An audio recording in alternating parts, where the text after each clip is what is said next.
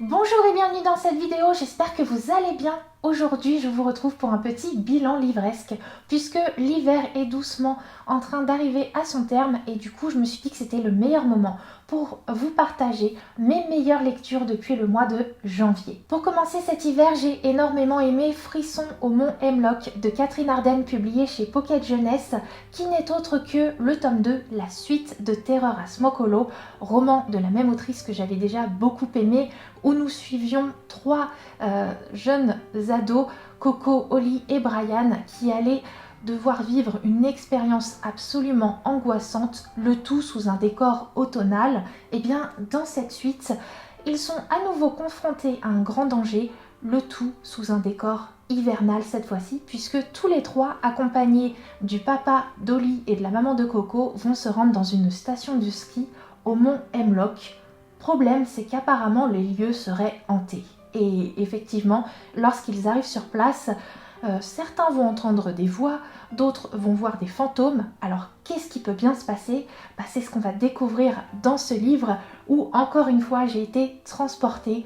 Comme pour le premier tome, oui, il y avait des choses de l'intrigue que j'ai vu venir, mais bon, c'est un peu normal, c'est quand même un livre qui est conseillé à partir de 10 ans. Donc pour moi qui le lis avec ma vision d'adulte, forcément, je vois un petit peu plus de choses, je pense, mais il n'empêche que malgré tout, c'était quand même hyper bien et ça m'a pas du tout dérangé parce que déjà, j'aime beaucoup les personnages, donc ça m'a beaucoup plu de les retrouver à nouveau et dans un nouveau contexte, dans une histoire qui était quand même hyper prenante, et puis parce que Catherine Arden, comme pour le premier tome, elle a vraiment ce don avec cette saga de nous plonger dans des atmosphères. C'est frissonnant à souhait. C'était déjà le cas dans le premier tome et ça l'est encore plus dans ce tome-ci parce que là où vont séjourner nos héros, eh bien, il va plus y avoir de chauffage. Du coup, ils vont avoir froid pendant quasiment tout le livre.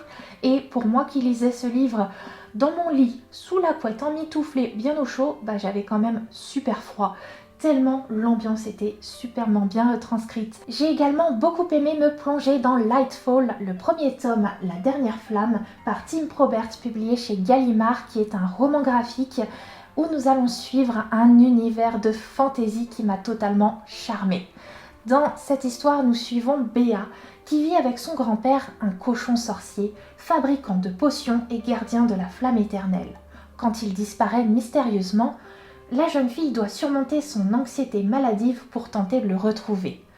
Sa rencontre avec Cad, un Galdurien aussi enjoué qu'intrépide, pourrait bien changer le cours de son destin. J'ai tout d'abord beaucoup aimé les illustrations, j'ai aimé le trait, j'ai aimé les couleurs choisies. Vraiment, à chaque fois que je tournais les pages de ce livre, j'en prenais juste plein les yeux. Vraiment, j'ai été éblouie, j'ai adoré le style. Et puis, l'histoire est tellement bien parce que c'est un mélange entre aventure et en même temps une histoire qui va se baser sur un personnage qui souffre d'anxiété. Donc c'est hyper intéressant à suivre. On a donc Béa qui va devoir aller retrouver son grand-père et pour ça, elle va aller un petit peu de quête en quête. Elle doit se rendre à un point A, découvrir que finalement, il va falloir se rendre à un point B et à chaque fois, il y a toujours des embûches dans son chemin et pour elle qui souffre d'anxiété, eh bien, ça va être toujours à chaque fois un petit combat intérieur à mener, essayer de surmonter sa panique, ses craintes, ses angoisses, essayer de puiser au fond d'elle-même pour essayer de se surpasser et de surmonter ce qui lui fait le plus de mal. Donc vraiment, j'ai trop aimé. J'ai également beaucoup aimé découvrir le tome 2 de Vampiria, La Cour des Miracles, par Victor Dixon, publié chez Robert Laffont. Cette saga, c'est une uchronie. On s'intéresse à ce qui se serait passé si jamais, le jour de la mort de Louis XIV, eh bien, il avait été transmuté en vampire. Du coup, il n'est jamais mort, il est toujours le roi de France et il est devenu vampire et c'est également le cas de certains aristocrates. Et c'est la face du coup de la France, mais également d'une partie du monde qui a totalement changé, qui est totalement différent du coup dans cette histoire et qu'on suit. Et on suit notamment une héroïne qui est bien décidée à renverser Louis XIV et son gouvernement de vampires. Ouais, enfin bon, tout ça, ça paraît un peu facile, mais c'est un petit peu compliqué. Forcément, notre petite Jeanne, elle va avoir du pain sur la planche. Et j'avais vraiment beaucoup aimé le premier tome. Il me tardait de découvrir ce qui allait se passer dans ce tome 2. Et j'ai eu un petit peu peur au début, je vous avoue, parce que on va nous parler d'un nouveau personnage, la reine de la cour des miracles, qui clairement va déclarer la guerre à Louis XIV. Mais alors qui est ce nouveau personnage? Est-ce que ça va pas nous faire prendre un trop gros détour par rapport à l'intrigue principale, à celle de Jeanne? J'avais quelques craintes. Et finalement, en fait, ce tome va nous permettre d'exploiter et de voir des choses qu'on ne pouvait pas voir dans le premier tome. Ça va nous permettre notamment d'exploiter tout ce qui est résistance, peuple également qui vit dans l'extrême pauvreté, parce que alors que les aristocrates sont pour la plupart des vampires, le peuple lui est resté humain et il doit donner son argent et son sang à ces pauvres petites bêtes assoiffées. Donc forcément il y a de grosses disparités dans ce monde et on le voit d'autant plus dans ce tome 2. C'est assez intéressant, il y a également des personnages qui vont sûrement avoir une grande importance dans la suite des événements et que on découvre dans ce tome-ci, donc objectivement, il n'y a pas à dire, avec son contenu, ça en fait quand même un tome qui est très très bon. S'il ne faut retenir qu'un livre de cette vidéo, c'est sans doute Anne de Windy Willows par Lucy Maud Montgomery, publié chez les éditions Monsieur Toussaint Louverture, qui est mon plus gros coup de cœur de cet hiver. Et pourtant, à la base, je pensais pas que j'apprécierais autant ce tome-là. Et vous allez me dire pourquoi, vu que tu adores cette saga, qui est donc la saga Anne de Green Gables, là c'est son tome 4. Et en fait, parce que le tome 3 se terminait d'une façon qui m'avait vraiment réchauffé le cœur. Et du coup, quand j'ai terminé ce tome 3, je suis allée voir le résumé de ce tome 4 sur Livre Addict. Et j'ai eu très peur. J'ai eu très peur parce que dans ce tome 4, nous allons donc suivre les aventures d'Anne. Anne qui est séparée de tous ses proches pendant 3 ans. Donc j'ai eu un petit peu peur que tous les personnages que j'aime dans la saga me manquent énormément. Anne, pourquoi elle se retrouve séparée de tout le monde pendant 3 ans? Tout simplement parce que Gilbert va faire ses études de médecine et pendant ce temps-là, elle va devenir proviseure d'une école dans une ville qu'elle ne connaît absolument pas, où personne ne la connaît. Du coup, elle débarque dans un nouveau monde et finalement, j'ai totalement été séduite par ces 3 années d'Anne en compagnie de ces nouveaux personnages parce que ça a vraiment été un panel de personnes, mais riches en couleurs. Certaines m'ont fait rire, notamment une certaine tante où franchement les chapitres où elle apparaît, je rigolais mais tellement. Et puis il y a également des personnes qui m'ont touchée, comme la jeune Elisabeth. Il n'y a pas à dire.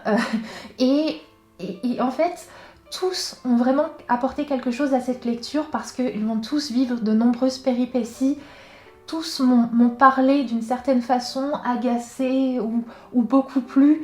Et en fait, j'ai terminé ce tome avec les larmes aux yeux. Parce que j'avais juste vécu 3 belles années aux côtés d'Anne. Enfin, 3 années pour Anne, hein. Moi j'ai pas mis 3 ans à lire ce livre. Mais vraiment, quand j'ai terminé ce livre, je me suis dit, waouh, Anne a vécu juste 3 belles années. Elle a fait des rencontres incroyables. Et c'est vrai qu'il y a certains personnages des premiers tomes qu'on n'a que trop peu vus et qui m'ont manqué. Mais en même temps, on fait tellement de belles rencontres dans ce tome-ci. Je suis désolée, j'arrête pas de bégayer. Je suis limite très émue en vous parlant de ce tome. Mais vraiment, ça a été une lecture qui était si belle.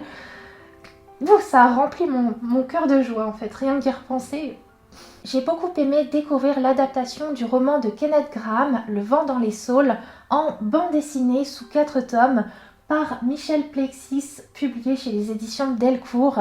C'est donc un classique de la littérature où nous allons suivre l'histoire de Taupe qui un jour fait la connaissance de rats et tous deux vont devenir amis. Et ils vont également devenir amis avec d'autres animaux, notamment blaireaux ou encore crapauds.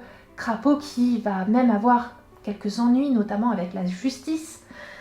C'est un univers qui est juste tellement doux, tellement charmant que je vous en ai parlé dans ma dernière vidéo, dans ma vidéo de recommandation de lecture doudou, parce que vraiment ça rentre dedans. Et dans cette version bande dessinée, on a vraiment de belles illustrations sur la nature. Il y a vraiment ce côté très doux, très lent. On est posé, c'est le genre de petite lecture à lire avec une boisson chaude et le plaid bien autour de nous et qui réconforte et qui fait du bien. Et même s'il se passe un petit peu de drama quand même dans ce monde animal avec du coup l'histoire de crapaud comme je vous disais, eh ben on est quand même charmé par ce récit. Je ne pouvais pas ne pas mentionner le tome 6 de la saga de l'Épouvanteur, Le sacrifice de l'Épouvanteur, par Joseph Delaney, publié chez Bayard Jeunesse, parce que ce tome-là m'a fait vraiment l'effet d'une bombe. La saga de l'Épouvanteur, c'est une saga que j'aime beaucoup. On y suit Tom qui va devenir un apprenti épouvanteur, donc avec son maître. Leur rôle va être d'aider les humains face aux créatures fantastiques malfaisantes, donc sorcières, gobelins et autres, qui leur veulent du mal. Et ce tome 6, bon sang, il m'a fait cet effet de Harry Potter et la coupe de feu. C'est-à-dire que dans ce tome-là, donc, la mère de Tom va lui demander de l'aider et elle, Tom et tout un groupe de personnages va avoir un long combat à mener. Et à la fin de ce tome, comme pour Harry Potter et la coupe de feu, on sait que les personnages, ils sont changés à jamais en fait. On sent que c'est également la saga qui va changer, qui va devenir encore plus sombre et plus adulte parce que il s'est passé des événements et que c'est assez difficile. Ça en fait un tome qui est assez explosif, où il se passe beaucoup de choses, et où il va y avoir un long combat à mener, où il faut le préparer ce combat, et lorsqu'il arrive, on se dit ok, est-ce que on l'a vraiment gagné ce combat? Et waouh, ça amène vraiment une dimension à cette saga, et pour tout vous dire, moi ça m'a juste mis un petit coup de pied aux fesses en me disant franchement tu l'as fait un peu trop traîner cette saga. Donc là en ce moment même je suis en train de lire le tome 7 et on va vite en reparler de cette saga, notamment dans la prochaine vidéo.